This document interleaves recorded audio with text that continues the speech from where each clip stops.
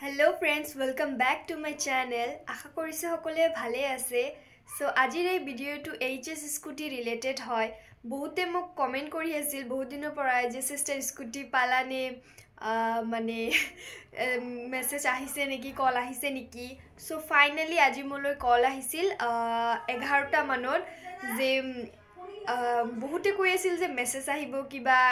একো নাই হেবিলাক একো আহা নাই অকল মোলৈ কল আহিছিল আৰু মোৰ নামটো সুধিছিল সো ইখিনি তাৰ পিছত মোক সেই ডিলাৰজনে কৈ দিছে যে কোড যাব লাগিব কি ল'ব লাগিব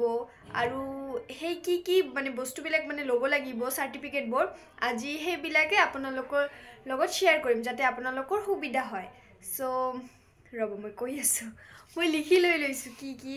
লাগিব প্ৰথমটো হল Banikanta Kakati award appreciation letter খন সেইখন আপোনালোকে লৈ ৰাখিব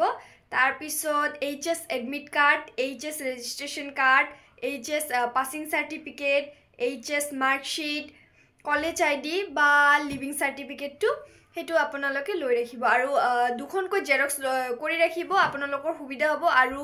মেইনলি দু কপি পাসপোৰ্ট সাইজৰ ফটো ৰাখিব ইখিনি আছিল সম্পূৰ্ণ তথ্য আশা কৰিছো কিছু হলেও আপোনালোকে মানে আপোনালোকৰ কি কয় অসুবিধা হ'ব সো সেই কাৰণে আজিৰ এই ভিডিওটো মোৰ কৰাৰ আৰু স্কুটি পোৱাৰ ব্লগটো নেক্সটত আহিব সকলোৱে চাব সো কালি স্কুটিখন আনিবলৈ যাম তেনেহলে আজিৰ কাৰণে বাই